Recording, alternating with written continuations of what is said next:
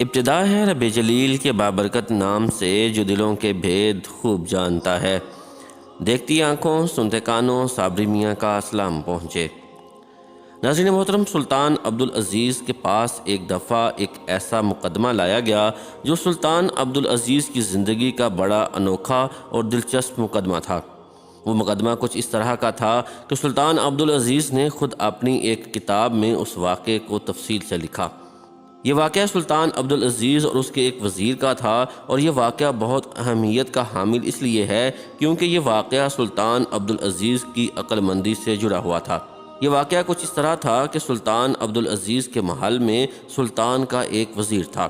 وہ وزیر بہت ہی عقل مند، دانا اور با اخلاق تھا، اور اس کے اخلاق اور رحم دلی کی وجہ سے اس کے ساتھ گزرے ہوئے حالات تھے۔ وہ وزیر تقریباً 25 سال کی عمر میں سلطان کا خاص وزیر بن گیا، لیکن اس کا بچپن کس حالات میں گزرا یہ صرف وہ وزیر ہی جانتا تھا۔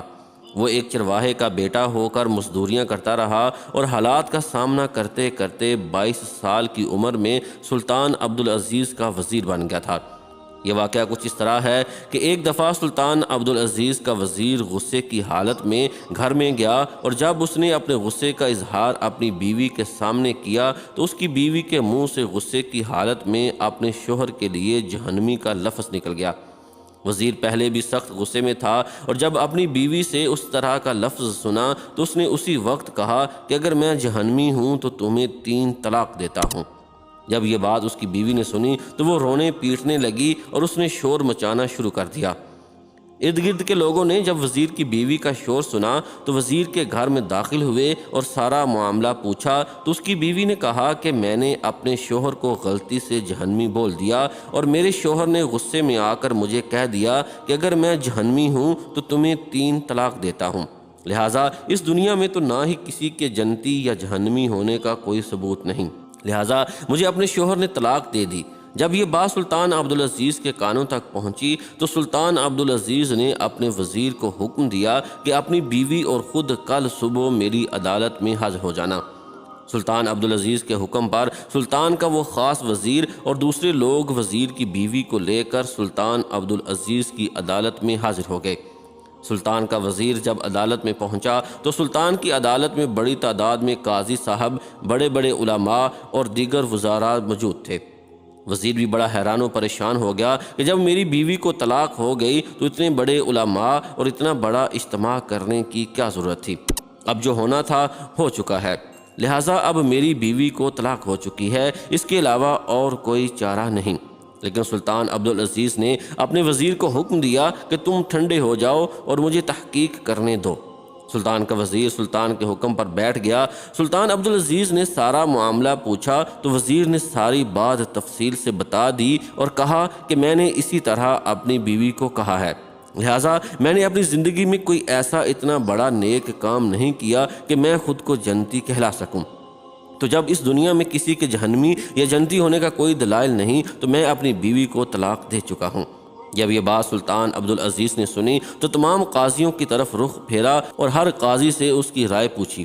پہلے قاضی صاحب نے کہا کہ ہم نے ساری زندگی اللہ تعالیٰ کی عبادت میں گزاری، بڑے بڑے ساری زندگی چلے کاٹے، لیکن ہم بھی خود کو جنتی نہیں کہہ سکتے، تو یہ ایک سرکاری عہدے پر مامور وزیر کیسے جنتی ہو سکا ہے؟ حالانکہ دن میں اس کو کتنے کتنے جھوٹ بولنے پڑتے ہوں گے، کتنے لوگ اس سے تنگ ہوں گے، لہٰذا جب انسان سے اس دنیا میں لوگ تنگ ہوں تو وہ جنتی کیسے ہو سکتا ہے؟ پھر سلطان عبدالعزیز نے دوسرے قاضی سے رائے پوچھی تو اس کے بھی خیالات پہلے قاضی سے ملتے جلتے تھے، لیکن اس نے یہ کہا کہ بے شک اس وزیر نے کبھی کسی کے ساتھ دغا نہیں کیا، لیکن پھر بھی اس کے جنتی ہونے کا ثبوت نہیں، لہٰذا اس کی بیوی کو طلاق ہو چکی ہے۔ اسی طرح سلطان عبدالعزیز باقی قاضیوں سے ان کے خیالات پوچھتا رہا۔ تمام قاضیوں کے خیالات ایک دوسرے سے ملتے جلتے تھے، اور آخر پر تمام قاضیوں نے یہ نتیجہ نکالا کہ وزیر کے منہ سے یہ الفاظ نکلنے کے بعد اب اس کی بیوی کو طلاق ہو چکی ہے، لہٰذا اب اس کی بیوی کو اس کے ساتھ رہنے کا کوئی حق نہیں۔ اس کی بیوی عدت کے دن گزار کر کسی دوسرے مرد سے نکاح کرنا ہوگا۔ اگر یہ دوبارہ وزیر سے نکاح کرنا چاہتی ہے تو یہ عدت کے دن گزارنے کے بعد حلالہ کرے، اور حلالہ کرنے کے بعد ہی اس کی بیوی دوبارہ وزیر سے نکاح کر سکتی ہے۔ جب یہ بات سلطان عبدالعزیز نے سنی تو سلطان عبدالعزیز نے کہا کہ میرے خیال میں وزیر کی بیوی کو طلاق نہیں ہوئی۔ جب یہ بات سلطان عبدالعزیز نے کہی تو قاضی اور امام صاحب حتیٰ کہ سارے وزیر سلطان عبدالعزیز کو حیرانی کے عالم میں دیکھنے لگے کہ جب تمام قاضیوں نے فیصلہ کر دیا کہ وزیر کی بیوی کو طلاق ہو چکی ہے تو پھر سلطان عبدالعزیز غیر شرعی بات کیوں کر رہا ہے؟ چند قاضیوں نے آپس میں سرگوشی کرتے ہوئے کہا کہ یہ سلطان کا خاص وزیر ہے، لہٰذا سلطان ہم سے غلط فتویٰ دلوا کر اس وزیر کا گھر بچانا چاہتا ہے۔ چند قاضیوں نے سلطان کے بارے میں کچھ غلط الفاظ بول دیے، لیکن سلطان عبدالعزیز با اخلاق انسان تھا۔ سلطان عبدالعزیز نے صبر سے کام لیا اور کہا کہ ابھی میں یہ بات ثابت کر کے دیتا ہوں۔ پھر سلطان عبدالعزیز نے اپنے وزیر سے کہا کہ میں تم سے چند سوالات جواب کے بعد ہی میں تمہیں بتاؤں گا کہ تمہاری بیوی کی طلاق ہوئی یا نہیں۔ وزیر نے کہا جی ہاں سلطان معظم، آپ مجھ سے پوچھئے۔ سلطان عبدالعزیز نے وزیر سے پوچھا کہ کبھی زندگی میں گناہ پر غالب ہوتے ہوئے تم نے اللہ کے ڈر سے گناہ نہیں کیا؟ کوئی ایسا وقت تمہاری زندگی میں گزرا کہ جب تم گناہ کرنا چاہتے تو کر سکتے تھے لیکن تم نے اللہ کے ڈر کی وجہ سے اس گناہ کو نہیں کیا؟ جب یہ بات وزیر نے سنی تو وہ بہت گہری سوچ میں پڑ گیا اور اتنی گہری سوچ میں ڈوبا کہ سلطان عبدالعزیز نے اس کو مخاطب کر کے کہا اے میرے وزیر، بتاؤ زندگی میں ایسا تمہارے ساتھ واقعہ پیش آیا ہو کہ تم گناہ کرنے پر غالب ہو لیکن تم نے اللہ کے ڈر سے اس گناہ کو ترک کر دیا ہو؟ جب یہ بات وزیر نے سنی تو اس نے کہا جی ہاں سلطان معظم، میری زندگی میں ایک واقعہ گزر چکا ہے۔ سلطان نے کہا وہ کب اور کیسے؟ تم اپنی بات تفصیل سے سناؤ۔ تو اس نے کہا سلطان معظم، جب میری عمر 14 سے 15 سال کی تھی اس وقت میں جوانی کے دور میں داخل ہو چکا تھا۔ میں ایک تندور والے کے پاس کام کرتا تھا۔ تندور والے کا کاروبار بہت بڑا تھا، لہٰذا اس کے پاس اپنے کام کو سنبھالنے کا زیادہ وقت نہیں ہوتا تھا۔ اس کا اکثر کام میں سنبھالتا تھا اور وہ مجھے وہاں کام کرنے کی مزدوری دیتا تھا۔ اسی طرح میں اپنے بہن بھائیوں کا پیٹ پالتا تھا۔ وقت گزرتا رہا۔ ایک دن میں نے محسوس کیا کہ شام کے وقت ایک عورت جس کی عمر تقریباً 20 سے 22 سال ہوگی، وہ ہر روز شام کو ہمارے پاس 4 سے 5 روٹیاں لینے کے لیے آتی تھی، لیکن چند دن گزرے کہ وہ روٹیاں لینے کے لیے نہیں آئی۔ میں نے اپنے مالک کو کہا کہ حضور، ہمارے تندور پر ایک عورت تقریباً پچھلے کئی سالوں سے روٹیاں لے کر جا رہی ہے، لیکن چند دن گزرے کہ اب وہ روٹیاں لینا بند کر گئی۔ تو میرے مالک نے کہا کہ ہمارا اتنا بڑا کاروبار ہے، ایک دن میں سینکڑوں کی تعداد میں گاہک آتے ہیں، اگر ایک گاہک نے آنا بند کر دیا تو کیا ہمارا کام بند ہو جائے گا؟ میں نے اپنے مالک کی بات سن کر خاموش ہو گیا، لیکن میرے دل میں یہ خیال آیا کہ آخر ایسی کیا بات ہو گئی، اتنے سالوں سے روٹیاں خریدنے والی عورت نے ہمارے تندور پر آنا کیوں بند کر دیا؟ ایک رات میں نے اس عورت کے گھر پیغام بھیجا کہ تندور والا تمہیں بلا رہا ہے۔ جب میرا پیغام اس عورت تک پہنچا تو وہ شام ڈھلنے سے پہلے تندور پر پہنچ گئی۔ تو میں نے اس سے پوچھا کہ تم کئی سالوں سے ہمارے تندور سے روٹیاں لے کر جا رہی ہو، آخر ایسا کیا ہوا کہ اب تم نے روٹیاں خریدنا بند کر دی؟ تو اس نے کہا کہ میرے پاس اب روٹیاں خریدنے کے پیسے نہیں۔ میں نے اس سے پوچھا کہ آخر تمہارے ساتھ کیا ہوا؟ تو اس نے کہا کہ میں ایک انجان آدمی کو اپنے گھر کے حالات کے بارے میں نہیں بتا سکتی۔ میں نے دل میں سوچا کہ کسی کے ذاتی مسائل نہیں پوچھنا چاہیے، لہٰذا وہ وہاں سے جانے لگی۔ تو میں نے اس کو کہا کہ تم ہر روز رات کو آ کر مجھ سے روٹیاں لے جایا کرو اور اس کے پیسے دینے کی تمہیں کوئی ضرورت نہیں۔ تو وہ عورت کہنے لگی کہ میں کسی انجان آدمی سے بغیر پیسے دیے کیسے ہر روز روٹیاں لے سکتی ہوں؟ میں نے اسے یقین دلایا کہ تم مجھے اپنا سمجھ کر مجھ سے روز روٹیاں لے جایا کرو، لیکن میں جانتا تھا کہ وہ بہت مجبور تھی اور اس نے نہ چاہتے ہوئے بھی ہاں کر دی اور کہا کہ میں ہر روز شام کو آ کر تم سے روٹیاں لے جایا کروں گی، اور اس نے مجھ سے وعدہ کیا کہ جب بھی میرے پاس پیسے آئے تو میں تمہارا ادھار ضرور چکا دوں گی۔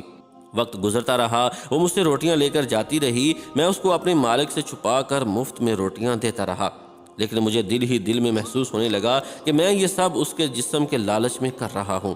وہ مجھ سے عمر میں تو بڑی تھی، لیکن اس کے حسن نے مجھے اپنے قابو میں کر لیا تھا، لہٰذا ایک دن میں نے مجبور ہو کر اسے اپنی خواہش کا اظہار کر دیا اور اسے کہا کہ تم میری خواہش پوری کر دو، میں جب تک اس تندور پر کام کرتا رہوں گا تمہیں مفت میں روٹیاں ملتی رہیں گی۔ جب یہ بات اس عورت نے سنی تو وہ رونے لگی اور پھر کہا کل میں تمہیں سوچ کر بتاؤں گی۔ کل شام کو جب آئی تو اس کے چہرے سے ہی مجھے پتہ چل گیا، اور اس نے مجھے کہا کہ تم چند دن صبر کرو، میں تمہیں مقررہ وقت پر ایک جگہ لے جاؤں گی، تم اپنی خواہش پوری کر لینا۔ وقت گزرتا رہا۔ تقریباً ایک ہفتے کے بعد اس عورت نے شام کے وقت مجھے کہا کہ آج رات عشاء کی اذان کے بعد میں تمہارے تندور پر آؤں گی اور تمہیں لے جاؤں گی۔ میں بہت خوش ہو گیا۔ میں نے وقت سے پہلے تندور بند کر دیا اور اس عورت کے انتظار کرنے لگا۔ مقررہ وقت پر وہ عورت آ گئی اور مجھے وہاں سے لے کر چل پڑی۔ میں اب دل ہی دل میں خوش ہو رہا تھا کہ اب اتنے عرصے کے بعد میری خواہش پوری ہونے والی ہے، لیکن میری اس خواہش کے پیچھے کتنا بڑا طوفان آنے والا تھا یہ مجھے نہیں پتا تھا۔ وہ عورت مجھے چلتے چلتے ایک جھونپڑی میں لے گئی۔ جب میں اس جھونپڑی میں پہنچا تو میں نے دیکھا کہ ایک نوجوان خوبصورت ایک بستر پر لیٹا ہوا ہے، جس کی ایک ٹانگ نہیں ہے۔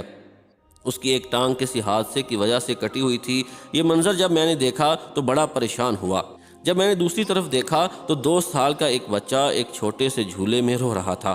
میں نے اس عورت کو کہا کہ تم مجھے کہاں لے آئی ہو؟ کیا میں اس جگہ پر اپنی خواہش پوری کر سکتا ہوں؟ یہاں تمہارا شوہر موجود ہے؟ تو اس عورت نے کہا کہ یہاں یہ جو مرد ہے ان میں سے ایک میرا شوہر ہے، جس کی نہ ہی زندگی ہے اور نہ ہی موت ہے۔ یہ موت سے بدتر زندگی جی رہا ہے، نہ ہی خود ہل سکتا ہے، نہ ہی کچھ کھا پی سکتا ہے، نہ کما سکتا ہے۔ اب میں اگر اس کے سامنے میں تیری خواہش پوری بھی کر دوں تو یہ مجھے کچھ نہیں کہہ سکتا، اور دوسری طرف میرا ایک بیٹا ہے جو میرے مستقبل کا سہارا ہے۔ اسے کیا پتا کہ اس کا پیٹ بھرنے کے لیے اس کی ماں کسی آدمی کے آگے اپنا جسم بچھا رہی ہے۔ لہٰذا تم آؤ، میں بستر پر جا رہی ہوں، میں دیا بجھا دوں گی اور تم اپنی خواہش پوری کر کے دیا جلائے بغیر یہاں سے چلے جانا۔ جب اس عورت نے یہ بات کہی تو اس کی باتیں میرے دل کو جا لگیں، اور میں سوچنے لگا کہ اے میرے مالک، میں یہ کیا کرنے جا رہا تھا؟ ایک مجبور عورت سے میں کتنا ناجائز کام کرنے جا رہا تھا۔ اے میرے مالک، تو مجھے اس گناہ سے بچا لے۔ اور اسی وقت میرے دل میں خیال آیا کہ مجھے یہ سب کچھ نہیں کرنا چاہیے، لہٰذا میں وہاں سے اسی وقت الٹے قدموں دوڑا، اور اس عورت کی آواز دینے کے باوجود میں وہاں سے اتنا دوڑا کہ مجھے پتہ ہی نہیں چلا کہ میں اس گھر کو کتنا پیچھے چھوڑ آیا۔ گھر آ کر میں نے اسی وقت توبہ کر لی اور کہا کبھی زندگی میں کسی نامحرم عورت کی طرف بری نظر اٹھا کر نہیں دیکھوں گا۔ اور وہی ایک واقعہ تھا، وہی ایک وقت تھا کہ جب میں گناہ کرنے پر غالب تھا، اس عورت نے میرے آگے اپنا جسم بچھا دیا تھا۔ اس وقت کوئی موجود نہیں تھا، لیکن پھر بھی میں نے وہ گناہ نہیں کیا۔ جب یہ بات وزیر نے کہی تو سلطان عبدالعزیز نے کہا کہ بے شک ہمارے اسلام میں یہ بات موجود ہے کہ اگر تم گناہ کرنے پر گناہ کرنے کی طاقت رکھنے کے باوجود اگر تم گناہ نہیں کرتے تو تمہیں اس دنیا میں ہی جنت کی خوشخبری سنائی جاتی ہے، لہٰذا اس کے مطابق تو تم جنتی ہو، اور تم نے یہ شرط کہہ کر اپنی بیوی کو طلاق دی تھی کہ اگر میں جہنمی ہوں تو تمہیں طلاق، لہٰذا اس بات کی میں گواہی دیتا ہوں کہ تم جنتی ہو، لہٰذا تمہاری طلاق نہیں ہوئی۔ جب سلطان عبدالعزیز نے یہ بات سنائی تو تمام علماء اور قاضی صاحب اور وزیر سلطان عبدالعزیز کو حیرانی سے دیکھنے لگے اور کہا بے شک سلطان معظم، اس نوجوان کی طلاق نہیں ہوئی۔ اور اسی طرح سلطان عبدالعزیز نے اپنی عقل مندی کا ثبوت دیا۔